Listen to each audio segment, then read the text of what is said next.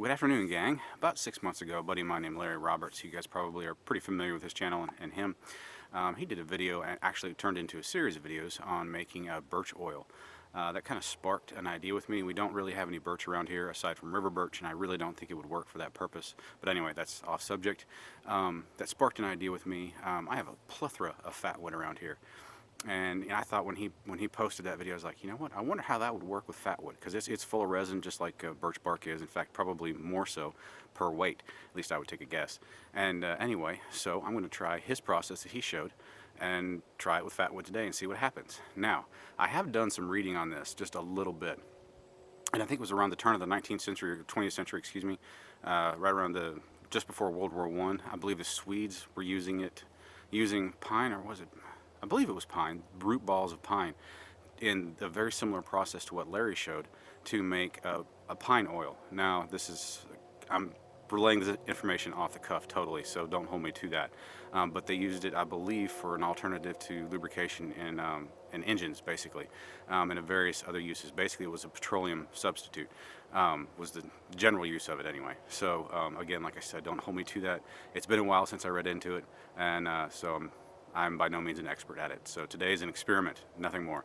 So anyway, let me show you what I got set up and we'll get started. Alright guys, what we have here, aside from the tools to do what I'm doing now, I got 2 paint cans, which I've already pre-prepared, sort of anyway. So 1 gallon paint can, brand new. I burned out the inside to get rid of the covering or paint or whatever is on the inside. Drilled a 3/8 inch hole down here as a drain for the resin or oil, hopefully oil. I'm not really hoping for resin because I have enough of that too. I've got it filled with chopped up a root ball, which it is fat wood. Get a good piece to show off here. Nice Carolina gold, as I like to call it. Got that baby shelf full. Then a paint can to put down underneath it with a hole drilled in the lid. And one thing I've done with both of these, with this one, I took a punch, it's a 1-inch punch. It's actually a lag bolt really. And after I drilled the hole, I pounded on it with a hammer to kind of bubble out the bottom of this can, and did the same thing to kind of concave this lid in to kind of act as a funnel to force the oil or resin to go down towards that hole. Now, the plan is, yep, there you go. This is a small fire ring. I don't want to get the fire too terribly large, but have this down here. Have this paint can directly up on top. And I'm gonna, once I get ready to start the fire, I'm gonna build this loose dirt right up in here, up around here, so this is basically even with the ground. And so the gallon paint can's also sitting on dirt or earth instead of just on this, just to provide stability. Now the reason why I want this so even, and this is just me speaking off the cuff here, I haven't seen it or heard a reason for it. I want it even. I want the fire basically to start from about, can you see that, from about this point up on the can. I don't want flames or coals or anything down even with this, because pine resin is extremely flammable, and I don't want to start a massive fire here. I want whatever comes out of the gallon paint can to go into this can, not start on fire. So.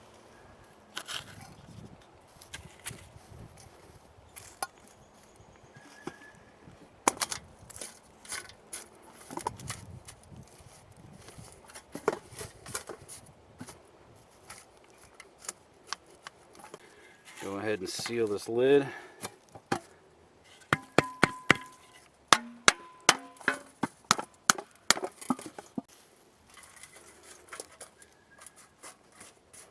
Alright, like I said, I'm just trying to kind of create a seal between these 2 cans so the flames and coals don't light the oil or the resin, whichever comes out of the bottom of this can.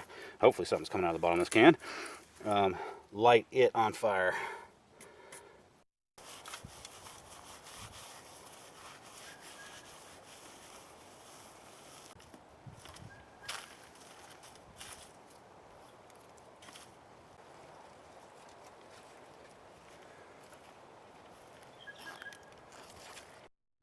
All right, let's get this party started.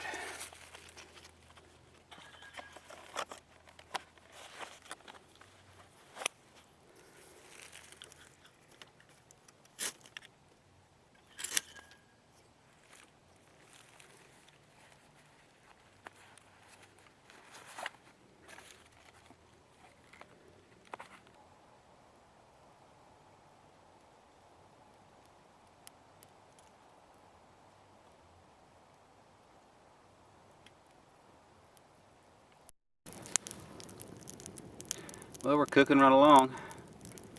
Can't really tell any obvious signs of progress. No noise, no nothing coming from the inside, but I don't know, we'll see. It's been going for about 20 minutes. Alright guys, we're about an hour in, give or take, and I just threw some dogwood logs on there, create some nice coals, and we'll see how this goes. Every once in a while I think I can hear some bubbling on the inside, but that could very well be just the wood crackling. So we'll see. Alright gang, well I just stoked the fire up for what I believe is going to be the last time. Like I said, I'm kind of trudging forward with uncharted waters here. I don't know how long this takes, and it was a full 1 gallon paint can of a fatwood root ball off a pine tree. I really don't know how long it takes. It's been going for, I'm going to guess, about 3 hours, and I've got a great coal base going on, and I'm just added the rest, well pretty much the rest of what I had wood cut to do this project. Alright guys, this has been running for about, I would guess 3.5, 4 hours. If it's not going to do its thing, then I don't see it working at all. So, I'm going to go ahead and try to take this off in the remaining daylight I have left.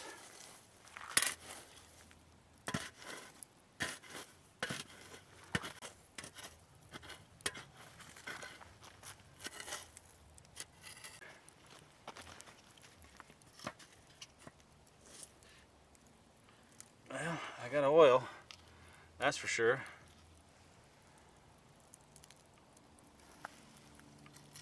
And gravitationally, I think I may have messed up. Looks like it mostly went down into the ground here. Or at least a lot of it anyway.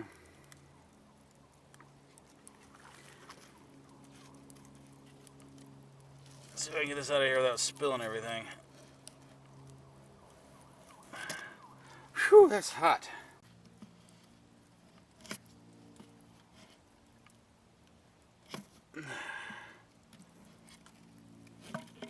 Oh man, this can feels about empty.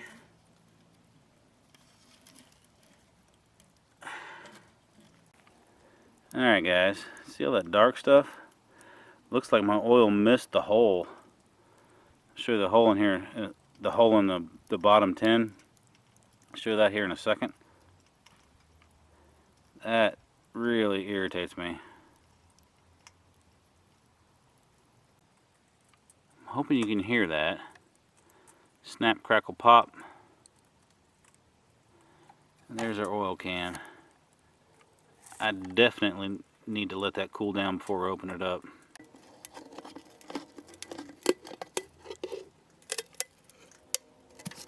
Not bad, actually.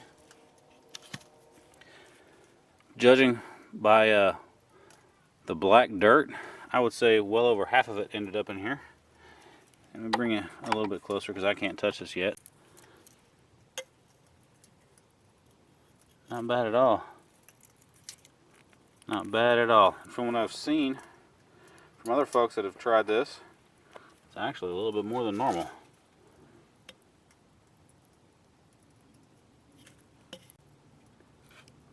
So it's about a quarter cup, something like that.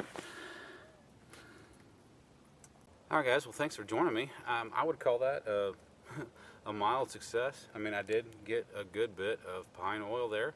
I'm surprised. I honestly expected just the resin to pour out of that fatwood and just be a tin of resin left over. And that is, it's oil. It smells like pine. I wish I could come through the camera and you know, let you smell it, but it smells like pine. It's pretty thick and gluggy. I may try to filter it out, I don't know, but that's a experiment for a later time. And again, like I said, judging from, I've seen a half a dozen videos on YouTube, Vimeo, and a couple other places, even agricultural department, that did it in a different way, larger scale. But I would say this is on par for the amount of fatwood that I put in there. It's about right.